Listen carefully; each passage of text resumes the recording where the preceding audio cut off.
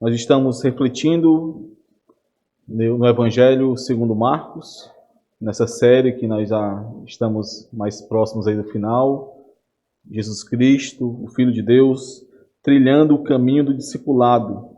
E como nós lembramos na quarta-feira passada, nessa série em Marcos, nós buscamos perceber como a verdade que é constantemente revelada a nós sobre quem é o Senhor Jesus Cristo, como essa verdade necessariamente fundamenta e conduz a forma como nós trilhamos o caminho do discipulado, a forma como nós seguimos ao Senhor Jesus Cristo. Então a dinâmica é sempre essa, irmãos, é olharmos para aquilo que nos está sendo revelado e ensinado sobre a pessoa e obra do Senhor Jesus Cristo e como isso se aplica ao nosso caminho do discipulado, a forma como nós trilhamos o caminho do discipulado. Como o amor manifestado nos constrange a amar ao Senhor e aos nossos irmãos e aqueles que estão perdidos a ponto de buscarmos, de sermos instrumentos do Senhor para que o Evangelho que nos alcançou também os alcance. Nós temos visto também como cada ação do Senhor ali com os seus discípulos, em meio ao seu caminho até a cruz, deve moldar a forma como agimos também em relação àqueles a quem nós levamos o Evangelho e àqueles com quem nós caminhamos ao longo desse caminho, aqueles a quem nós discipulamos ou a quem nós buscamos também como irmãos em Cristo. É importantíssimo, irmãos, é importantíssimo perceber que à medida em que nós conhecemos mais do Senhor Jesus Cristo, mais nós somos constrangidos a segui-lo. E seguir ao Senhor Jesus Cristo implica tanto em sermos moldados a Ele, cada vez mais transformados por meio do poder da palavra do Senhor e do Espírito Santo que nos foi dado, mas também implica em levar outros a esse mesmo Evangelho, em levar esse Evangelho para que outros também sejam transformados, moldados, salvos, resgatados desse reino de trevas. Sem a conexão direta desse conhecimento que recebemos acerca do Senhor Jesus Cristo, com a prática do dia a dia sendo moldada por esse conhecimento que nós recebemos, e a prática do dia a dia em cada aspecto de nossas vidas, irmãos. Na forma como você resolve os problemas que surgem, nas prioridades que você elege, na forma de discernir e agir nesse mundo. Sem essa conexão entre o conhecimento que recebemos do Senhor Jesus Cristo e a vida que nos foi dada, a prática da vida em meio a esse caminho, sem essa conexão, por mais perto que nós achemos que estamos do Senhor, nós não o estaremos seguindo.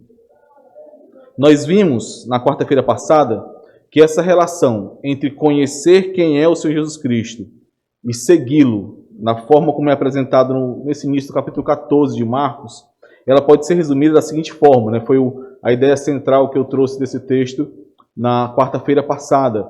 Jesus é o Cristo, é o ungido de Deus, é o Messias, e ele veio para derramar a sua vida em sacrifício para nos salvar. E isso exige de nós toda a nossa vida em sacrifício a Ele. É uma relação muito direta de conhecermos quem é o Senhor, conhecermos a sua obra e então percebermos que o quão essa obra e quão o Senhor, o quão esse amor nos constrange a então amar também e a então entregar a nossa vida em sacrifício do louvor do nome dEle. E conforme foi dito na quarta-feira passada, esse texto do capítulo 14 de Marcos, do 1 ao 11, apresenta essa verdade em meio ao contraste de dois sacrifícios que são aqui apresentados, ou dois tipos de sacrifícios. De um lado, nós temos aqueles que tramam matar a Jesus e que se colocam a fazer esse sacrifício em amor e em adoração a si mesmos. E de outro lado, ou na parte central desse texto, né, dos versículos 3 ao versículo 9, do versículo 3 ao 9, nós temos a oferta sacrificial de uma mulher em Betânia, que sacrifica o que tem de mais precioso em adoração ao Senhor Jesus. Nós vimos que essa estrutura utilizada por Marcos, onde ele intercala esses dois tipos de sacrifício, nos ensina algo. Nos ensina que em meio àqueles que professam seguir ao Senhor Jesus Cristo, só existem duas posturas possíveis. Ou você se rende ao Senhor, se submete em amor a Ele, e então entrega a sua vida em sacrifício vivo a Ele, como fez aquela mulher, como ilustrou aquela mulher, ou então você se revolta contra Ele e se coloca em oposição a Ele, mesmo pensando estar tão perto dele como Judas pensava, ou como Judas se colocava ali. Esses primeiros 11 versículos de Marcos 14 são divididos aqui, nós podemos observar facilmente na nossa Bíblia, né? Em 3 trechos que apresentam três atos, né? Ou 3 cenas.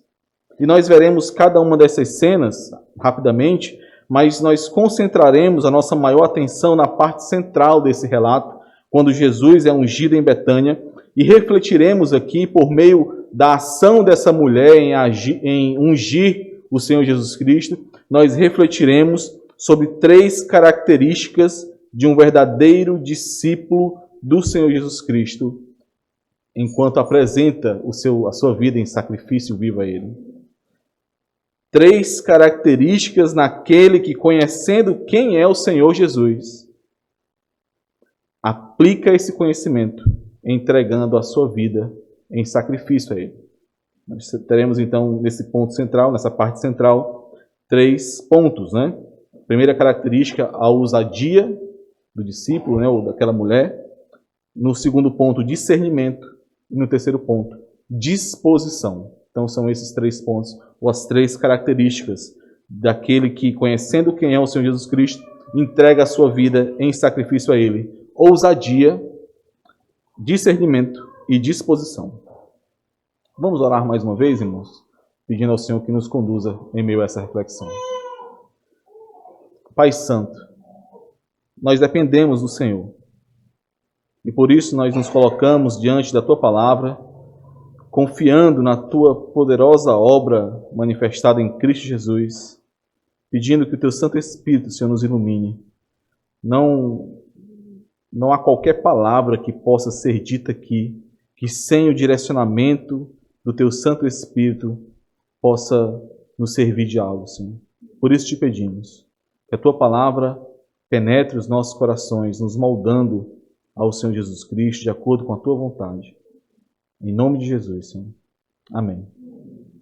Nós iniciamos então aqui nessa primeira cena, irmãos, ou nesse primeiro ato aqui, né, que é o plano para matar a Jesus. Vamos ler novamente os versículos 1 e 2 do capítulo 14.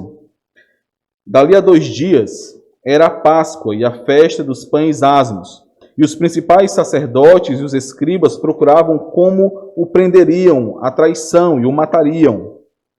Pois diziam, não durante a festa, para que não haja tumulto entre o povo. O período da Páscoa, que juntamente com a festa dos pães asmos, os pães sem fermento, né, esse período durava 7 dias, e ele traz o pano de fundo para todos os eventos que serão narrados a partir de agora nesse Evangelho segundo Marcos. Em meio a esse período de Páscoa e da festa dos pães asmos, que tudo que Marcos descreve aqui está acontecendo. Nesse período, os judeus eles faziam sacrifícios para celebrar, para lembrar o marco zero da nação ali. Quando eles foram reunidos como um povo de Deus, quando Deus os libertou com o braço forte da escravidão na terra do Egito, salvando-os da morte por meio do sangue de um cordeiro, livrando-os da morte por meio do sangue que estava sobre os umbrais das suas casas, da morte que atingiu toda a terra do Egito, sem exceção, a não ser aqueles que estavam cobertos pelo sangue do cordeiro. Esse é o contexto onde essa conversa entre sacerdotes, essa mesa de planejamento aqui, entre os sacerdotes e escribas, estava acontecendo.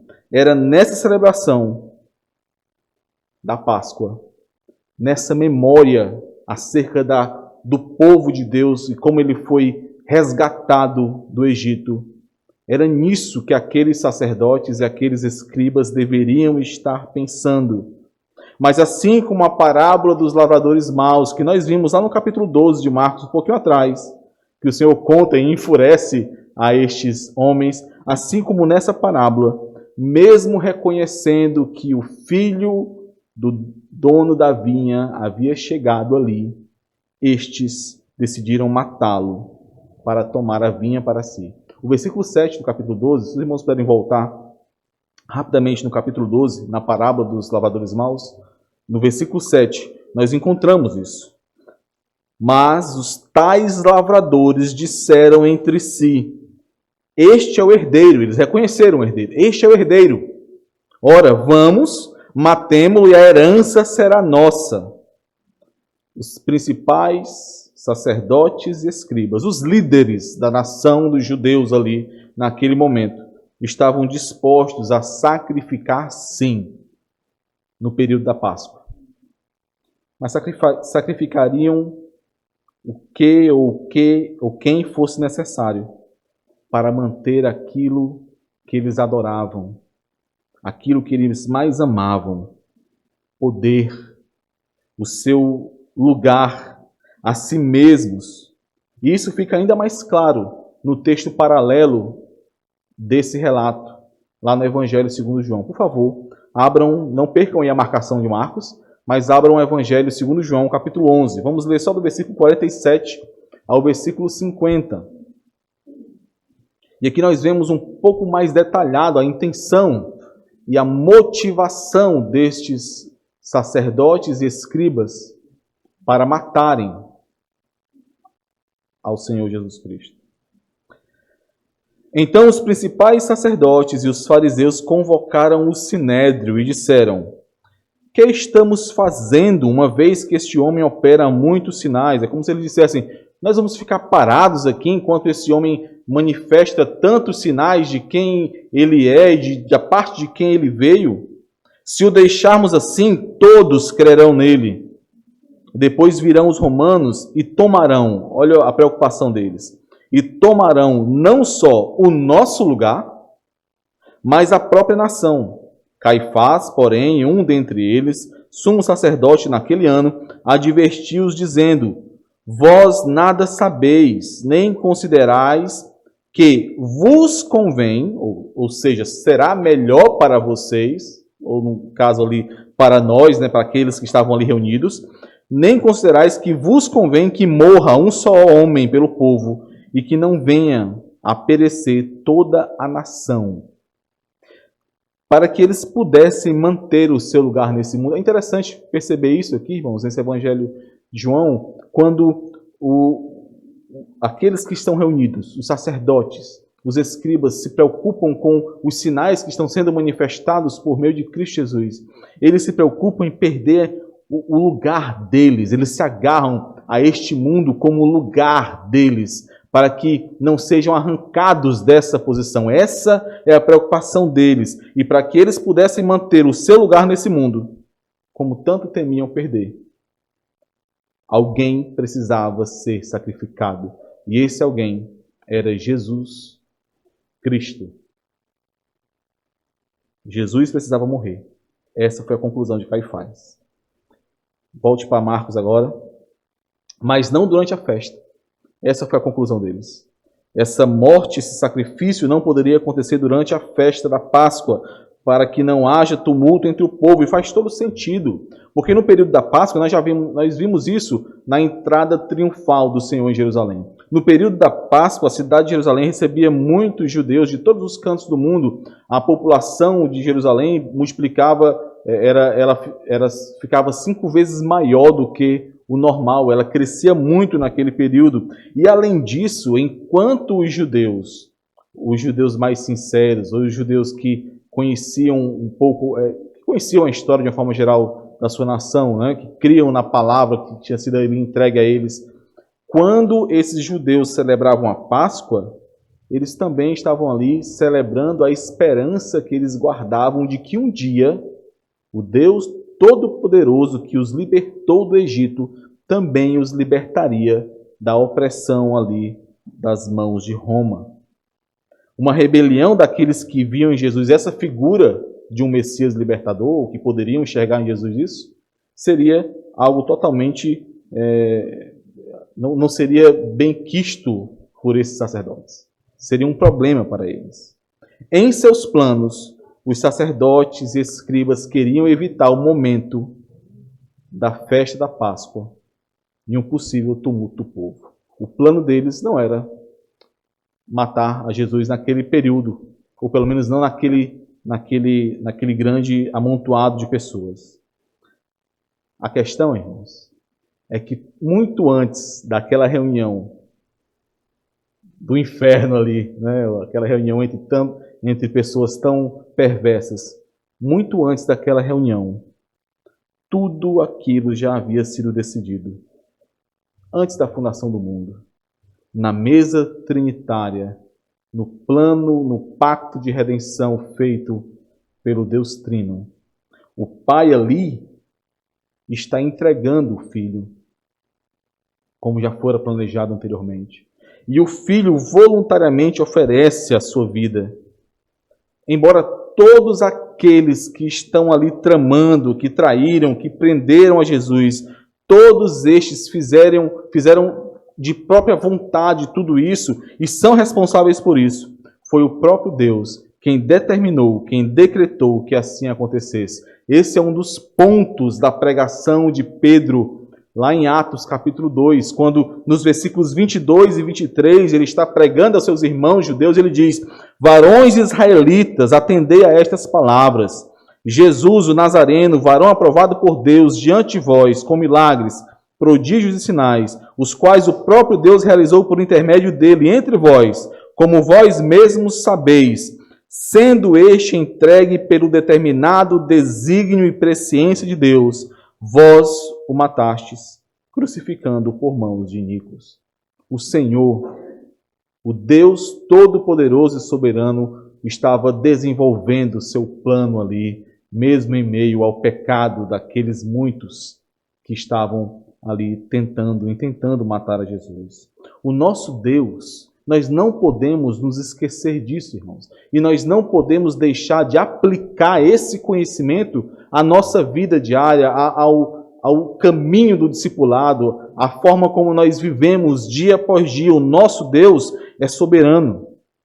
Uma vez pactuados com Ele por meio do sangue do Cordeiro, por meio do sangue da nova aliança, nós podemos ter convicção de que o seu plano, a sua boa obra que foi iniciada em nós, ela será completada. Nós podemos ter convicção de que todas as coisas cooperarão para o bem, para o nosso bem.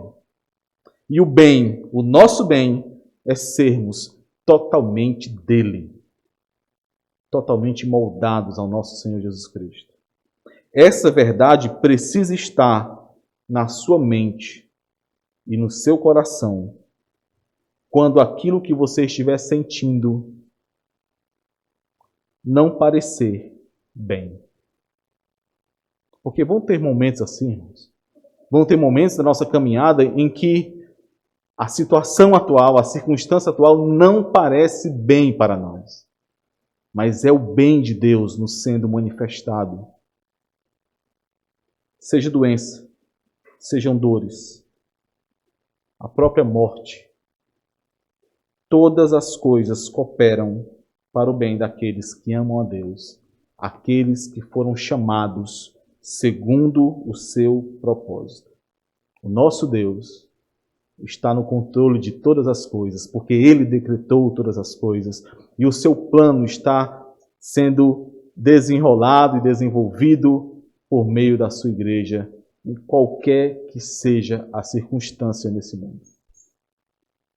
Os líderes judeus, e por fim, como nós veremos em outras mais à frente, o povo judeu em sua maioria, mesmo alegando muitas vezes estarem obedecendo a Deus, como se submissos a Ele, ao intentarem matar a Jesus, estavam se rebelando contra Deus e não obedecendo a Deus.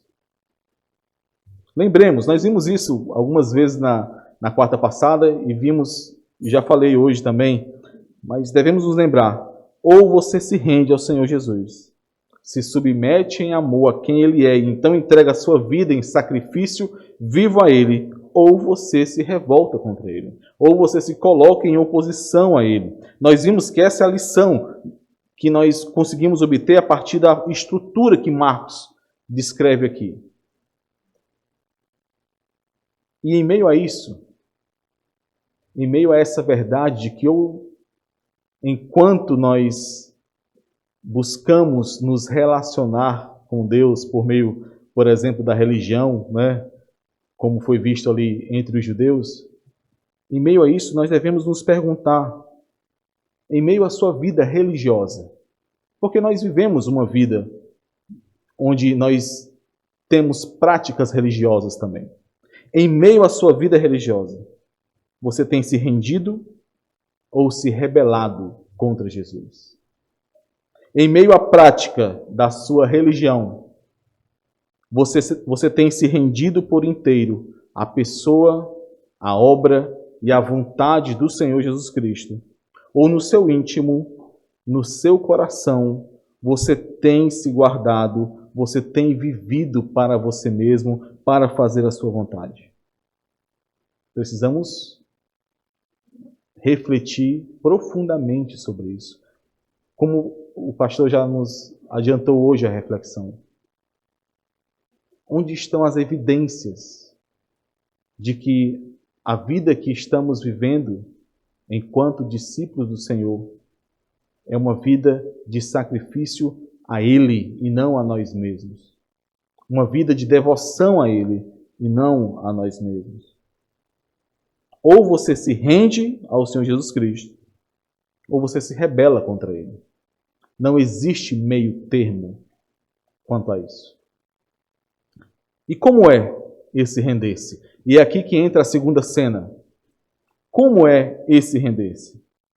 Nós vimos na quarta passada que a estrutura usada por Marcos aqui ela não é cronológica. Marcos está encaixando, introduzindo esse relato da unção do Senhor Jesus Cristo em Betânia para contrastar a postura dessa mulher em relação à postura dos inimigos de Jesus, inclusive de Judas. Essa mulher, ela se rendeu a Jesus totalmente, com toda a sua vida, com tudo aquilo que ela tinha de mais precioso. E é a partir do relato dela, ou melhor, sobre ela, da memória dela, preservada aqui, como o Senhor prometeu no versículo 9. É a partir desse relato que nós refletiremos sobre as 3 características do sacrifício vivo de um verdadeiro discípulo de Jesus. 3 características daquele que, conhecendo quem é o Senhor Jesus Cristo, aplica esse conhecimento, entregando a sua vida em sacrifício de louvor a Ele. A primeira dessas características é ousadia. Vamos ler o versículo 3 do capítulo 14. Estando ele em Betânia, reclinado à mesa, em casa de Simão, o leproso, veio uma mulher trazendo um vaso de alabastro com preciosíssimo perfume de nardo puro, e quebrando o alabastro, derramou o bálsamo sobre a cabeça de Jesus. Jesus e seus discípulos estavam em Betânia e participavam aqui de um tipo de banquete, de um tipo de festa, onde o Senhor Jesus era um convidado de honra. Como nós sabemos que era um banquete, que era algo especial, que era uma festa, porque o Senhor Jesus estava aqui reclinado à mesa. E esse tipo, essa forma, essa organização era comum a esse tipo de banquete, de jantar mais especial. Esse banquete acontecia na casa de Simão, alguém que fora leproso em algum período da sua vida e que já foi curado ou não estava presente ali, porque seria proibido para os judeus terem ali, estarem juntos de um leproso no período próximo à Páscoa.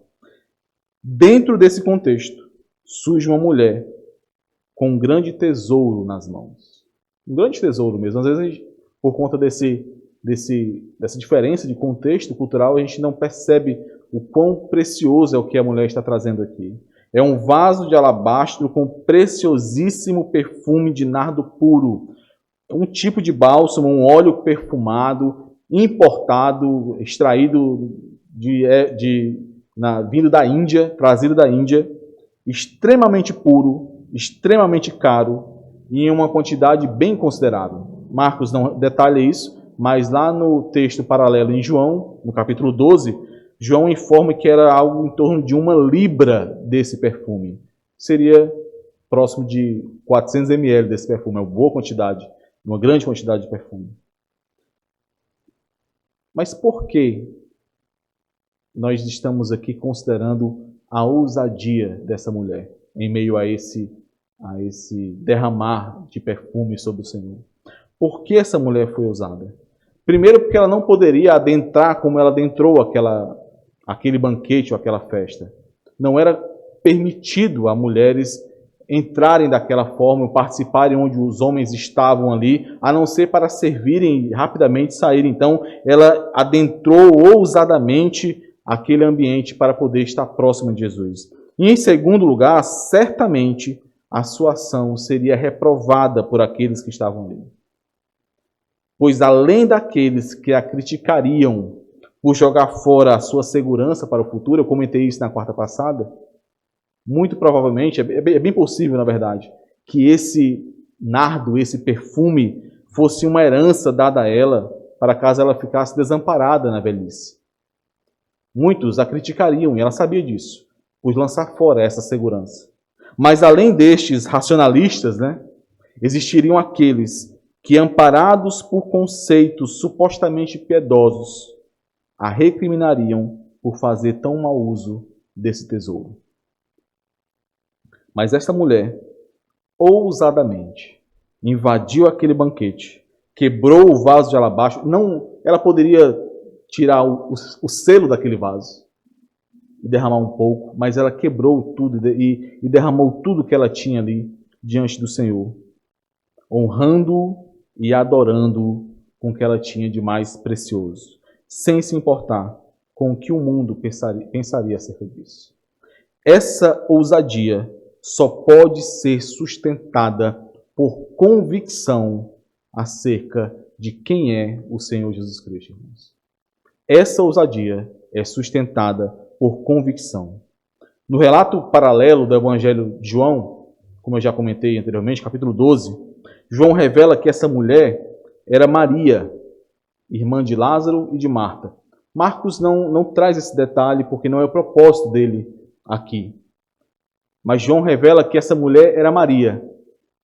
E mais, lá no Evangelho segundo João, esse evento de Maria ungindo a Jesus, ele é relatado logo após a ressurreição de Lázaro, que nós já conhecemos. Maria, aquela mulher que viu a glória de Deus se manifestar na ressurreição do seu irmão. Aquela mulher que escolheu a melhor parte, que era estar aos pés do Senhor Jesus Cristo, aprendendo dele. Essa mulher expressou essa convicção, a convicção do conhecimento de quem era Jesus, mesmo que em meio ainda a algumas falhas acerca desse conhecimento, algumas brechas acerca desse conhecimento, mas ela manifestou a convicção desse conhecimento por meio da entrega total de si em sacrifício ao Senhor. E essa ousadia, muito mais, precisa ser vista em nós. Precisa estar em nós. Nós que sabemos muito mais do que aqueles sabiam naquela época. Nós que recebemos o Espírito Santo de Deus, todo aquele que recebeu o Espírito Santo de Deus precisa manifestar essa ousadia que vem da convicção de conhecer quem é o Senhor Jesus Cristo. Você que tem aprendido e experimentado quem é o Senhor Jesus Cristo, precisa manifestar essa ousadia. Esse conhecimento necessariamente precisa redundar em ousadia que te coloca em adoração total ao Senhor Jesus. Mesmo, irmãos, quando a racionalidade da disposição de mente desse mundo e os supostamente piedosos se colocam em oposição a isso. E essa será uma luta constante para nós, em meio a esse mundo. Porque não é a sociedade que vai dizer como e para quem você vive.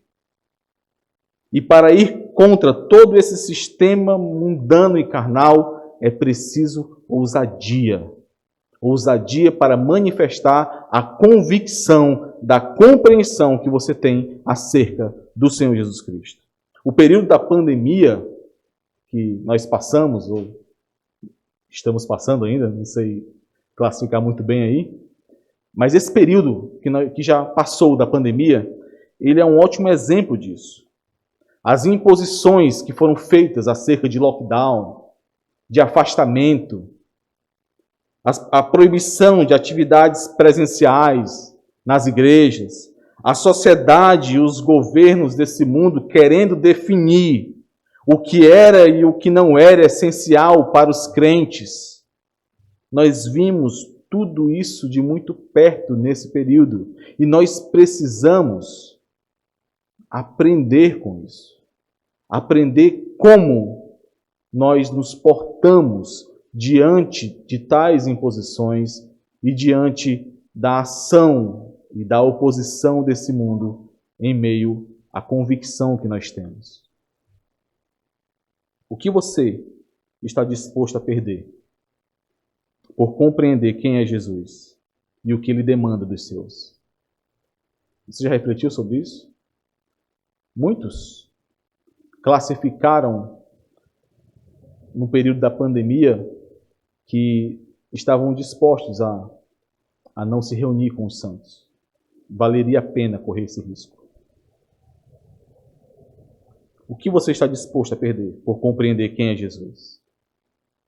Para responder essa pergunta de maneira verdadeiramente piedosa, diante de um mundo caído, somente com a ousadia que vem da compreensão de quem é Jesus Cristo. Somente da ousadia que vem da compreensão do valor do Senhor Jesus Cristo. Somente por meio da ousadia da compreensão do valor da igreja do Senhor Jesus Cristo.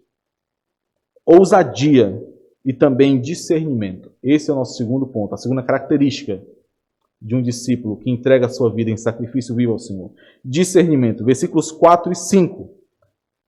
Indignaram-se, ficaram com raiva, extremamente com raiva daquela mulher. Né? Indignaram-se alguns entre si e diziam: para que este desperdício de bálsamo? Porque este perfume poderia ser vendido por mais de 300 denários e dar-se-ia aos pobres. E murmuravam contra ela.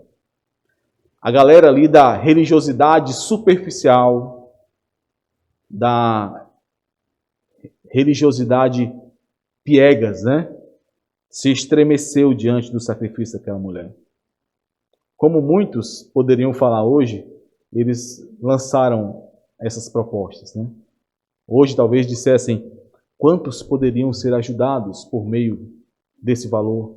Quantas cestas básicas poderiam ser entregues através desses recursos? Quantas casas poderiam ser construídas para entregar àqueles que estão desabrigados por meio destes recursos?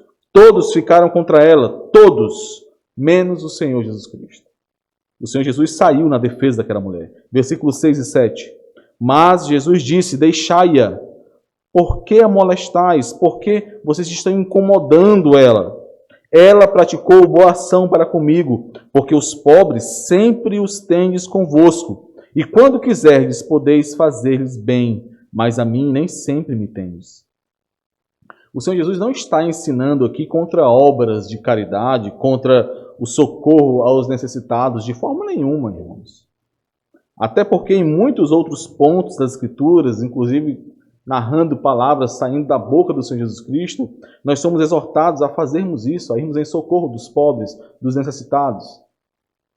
O ponto aqui é quem Ele é a compreensão do valor de quem Ele é e no que consiste uma boa obra.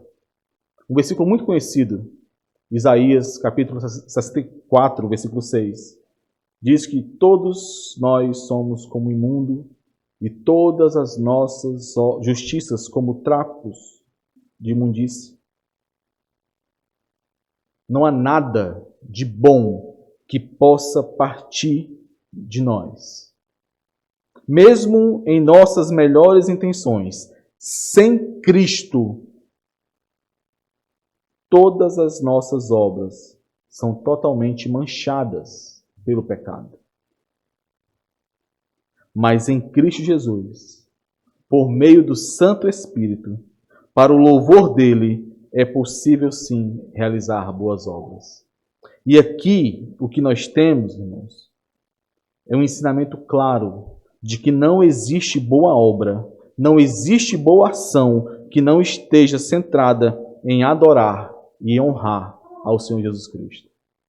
Os pobres vocês sempre terão, e é dever de vocês sim, é dever da igreja sim, socorrer aos pobres e aos necessitados, mas lembrem, somente em adoração ao Deus Filho, isso é realmente uma boa obra. Somente partindo daqueles que foram chamados para as boas obras, isso é uma boa obra. Somente partindo de um coração que foi transformado, um novo coração que foi dado por meio da regeneração do Espírito Santo, somente assim, isto é uma boa obra. É por isso, irmãos, que devemos ter muito cuidado, porque até uma boa obra, ou uma obra tida como boa, em socorro a um irmão, ou a um outro necessitado, um ímpio que você possa ajudar, você precisa fazer isso debaixo de discernimento. Discernimento do que é uma boa obra. De modo a perceber se isso, em adoração ao Senhor Jesus, está sendo realmente uma boa obra. É por isso que já foi dito aqui, inclusive nós fomos lembrados novamente no domingo, que é necessário sempre procurar esse discernimento na igreja, na liderança, no pastor, para que possamos realmente ter a certeza de que uma boa obra está sendo realizada. É preciso entender a real necessidade de todos os homens, inclusive dos pobres, e a real necessidade de todos é salvação de suas almas. Isso não elimina as demais, mas essa é a principal, é a maior, é a necessidade primeira acerca de todos os homens. O que estava para ser entregue na cruz, em poucos dias ali, era infinitamente mais importante e mais abundante do que o que 300 denários poderiam comprar para ser dado aos pobres. E olha que 300 denários era muito dinheiro. Era o salário de um ano todo de trabalho. Mas o que estava sendo entregue na cruz era muito maior, infinitamente maior que isso. Essa visão da eternidade precisa estar presente em cada ação sacrificial que fazemos. Esse discernimento das coisas do alto precisa estar presente em cada passo que nós damos. Sem esse discernimento do alto, qualquer que seja o sacrifício, qualquer que seja a entrega, qualquer que seja a perda, qualquer que seja a boa ação, será em vão. Sem esse discernimento do alto, faltará ousadia para realizar grandes feitos em favor do reino. É por isso que constantemente precisamos ser lembrados do reino e do rei a quem nós servimos, e que nós não olhamos e pensamos de acordo com esse mundo, e que as estratégias que esse mundo traça não são as nossas estratégias, e que é preciso ousadia para enxergar muito além do que este mundo possa enxergar, para que possamos avançar com a obra do reino a qual nós pertencemos. Sem esse discernimento, faltará ousadia para realizar grandes feitos em favor do reino. Tudo será meticulosamente pensado e medido segundo os padrões desse mundo, e não de acordo com com a disposição de mente que foi dada em Cristo Jesus. Terceiro ponto, nosso terceiro e último ponto, acerca da característica que deve estar presente em todo aquele que entrega a sua vida em sacrifício ao Senhor Jesus Cristo, é a disposição, versículos 8 e 9. O Senhor Jesus diz: ela fez o que pôde, antecipou-se a ungir-me para a sepultura. Em verdade vos digo, onde for pregado em todo o mundo o Evangelho, será também contado o que ela fez, para a memória sua. Mesmo sem saber de todos os detalhes que estavam envolvidos ali, aquela mulher estava testemunhando, por meio da sua ação, por meio do seu sacrifício, aquela mulher estava testemunhando do mistério do Evangelho. O Evangelho que revela um Messias e sua obra que só podem ser verdadeiramente compreendidos na cruz, na entrega sacrificial no sacrifício do Cordeiro de Deus para a salvação de pecadores. Um Messias diferente daquilo que era esperado por seu povo ali. Um Messias que um dia viria sim em glória, poder e majestade, como ele virá, diante do qual todo joelho se dobrará. Mas ainda não, naquela parte, naquele ponto do plano estabelecido por Deus, este Messias viria como um servo sofredor, como um Cordeiro de Deus, que seria entregue em favor de muitos. Um Messias que, muito mais que libertar o povo do domínio de Roma, libertou por meio do seu sacrifício, por meio do seu sangue, o seu povo, o povo entregue, dado a ele pelo Pai, do domínio do pecado e do domínio de Satanás.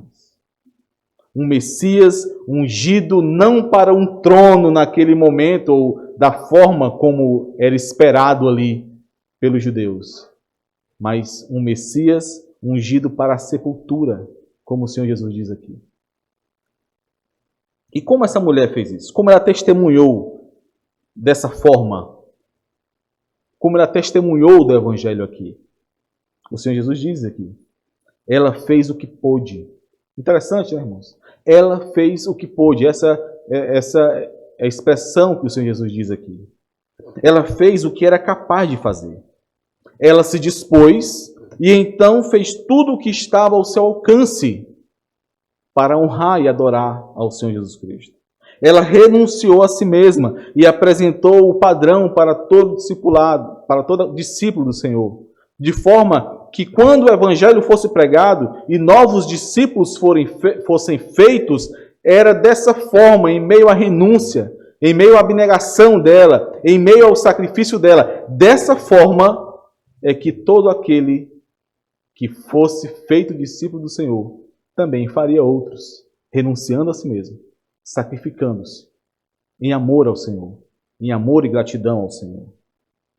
Diante dessa frase tão simples, onde o Senhor diz que ela fez o que pôde, diretamente, automaticamente, nós devemos pensar: será que eu tenho feito o que eu posso fazer?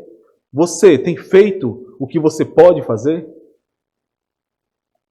Você tem feito tudo o que pode?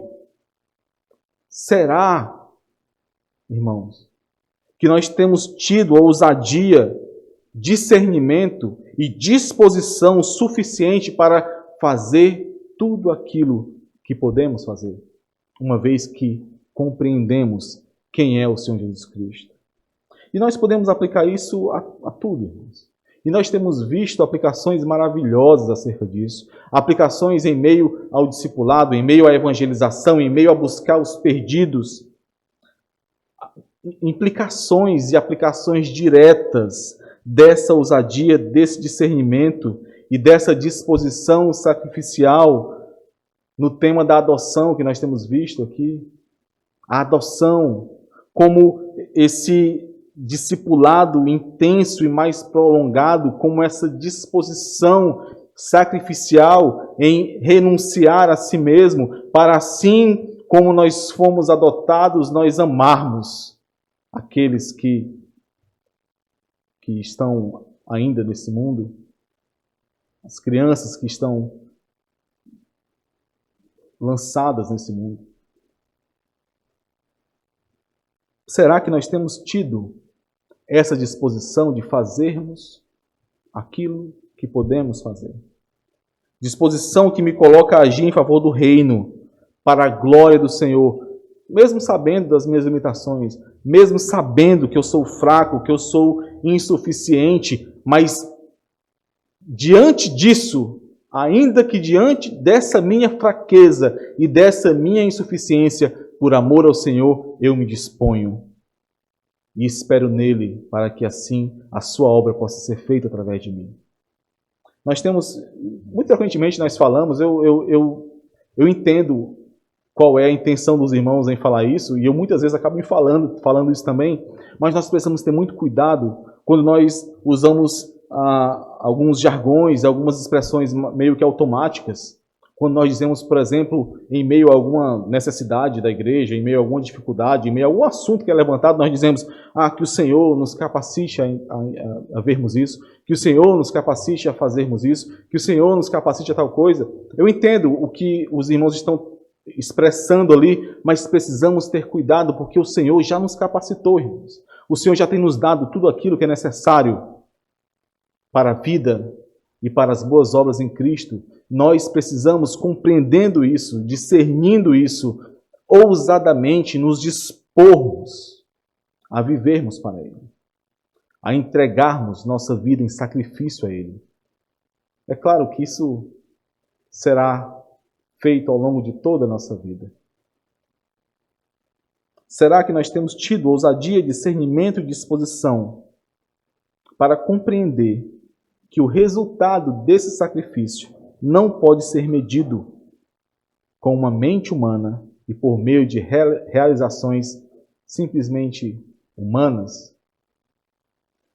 Nós podemos pensar assim, é claro que é só um pensamento sobre essa mulher.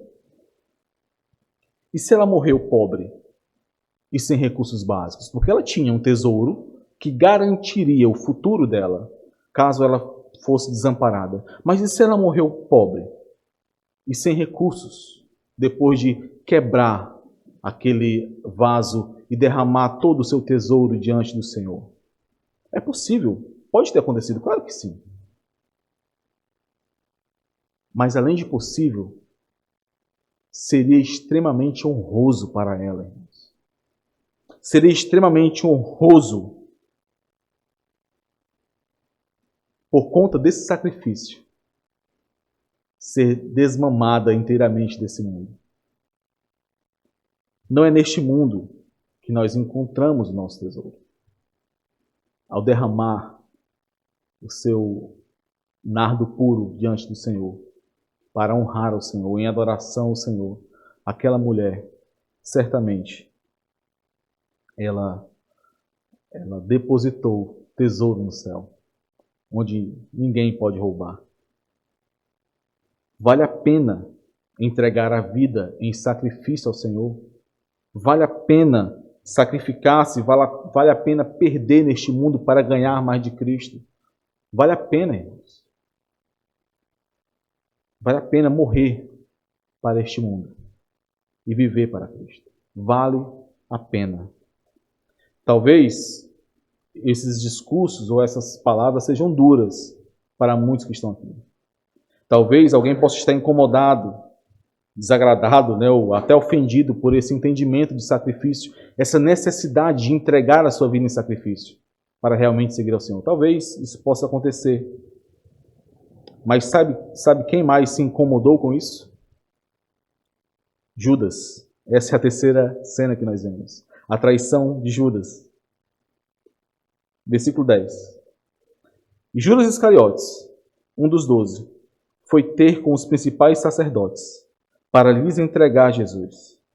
Eles, ouvindo-o, alegraram-se e lhe prometeram dinheiro. Nesse meio tempo, buscava ele uma boa ocasião para o entregar. João relata que Judas foi o primeiro a se incomodar com aquilo que foi dito sobre aquela mulher e com a repreensão que foi dada pelo Senhor contra aqueles que a estavam incomodando. Lá em João, Judas é apontado como esse, que é o primeiro a reclamar da mulher por conta do que ela derramou ou desperdiçou ali, segundo a sua visão. E esse é o perigo de não render-se totalmente ao Senhor. Esse é o perigo, irmãos, e por isso é tão importante refletirmos sobre isso. Esse é o perigo de oscilarmos entre dois caminhos, de, ao mesmo tempo em que buscamos ao Senhor, termos alguma inclinação ou vontade para esse mundo. Essa é uma luta que nós teremos que travar o tempo todo, buscando no Senhor força para isso. Só existem duas respostas possíveis ao Evangelho. Só existem duas respostas possíveis ao Senhor Jesus Cristo. Ou você se rende por inteiro a Ele, em gratidão ao que Ele fez por você, ou você, em alguma medida e progressivamente, irá resistir a Ele. Ou você oferece a sua vida em sacrifício e louvor a Deus, vivendo para Ele, porque Ele primeiro se sacrificou e te resgatou. Ou você irá sacrificar Jesus e o riscar da sua vida. E isso resultará na destruição da sua alma e na sua perdição eterna. Hoje o Senhor te chama aqui a não mais resistir a Ele e render-se totalmente ao seu amor, a ser plenamente constrangido por esse amor e entregar a sua vida em sacrifício a Ele. Mais uma vez, por meio da sua palavra, hoje o Senhor nos chama a essa submissão total a Ele. E você terá que tomar uma decisão. Não há imparcialidade nisso. E essa decisão, seja qual for ela demandará, ela exigirá sacrifício. A questão é, o que você sacrificará? A questão é, para quem você sacrificará? Que o Senhor nos conduza, irmãos, à compreensão vívida e experiencial de quem é Jesus Cristo. E então nos incline totalmente a entregar nossa vida em sacrifício vivo a Ele, para que possamos viver dia após dia, mesmo em meio às dificuldades, às lutas, às quedas, mas dia após dia, olhando para o nosso alvo, que é o Senhor Jesus Cristo, nos dispondo com ousadia, com discernimento e com ação, com disposição em favor do Evangelho e do seu reino. Vamos orar, irmãos. Ó Senhor amado, nós louvamos o Teu santo nome e nos colocamos aqui diante do Senhor, temendo e tremendo por ouvirmos a Tua palavra e sabermos quão grande é o Senhor. Ó Pai, nos ajuda a compreendermos com o coração tais palavras, para que, compreendendo quem é o nosso Senhor Jesus Cristo, a sua obra em nosso favor, possamos nos render totalmente a Ele, entregando nossa vida em sacrifício vivo a Ele. Ó Senhor, não permita que tais palavras sejam superficiais. Não permita, Senhor, que nós nos acostumemos a falar palavras tão poderosas, tão profundas, mas sem vincular, sem a conexão com uma vida que professa essas palavras. Ó Senhor, nos permita, dia após dia, manifestar mais e mais a ousadia, o discernimento e a disposição de todo aquele que, compreendendo quem é o nosso Redentor, entrega a sua vida em sacrifício vivo a Ele. Abençoa a Tua igreja, Senhor. Nos ajuda. Em nome de Jesus te pedimos. Amém.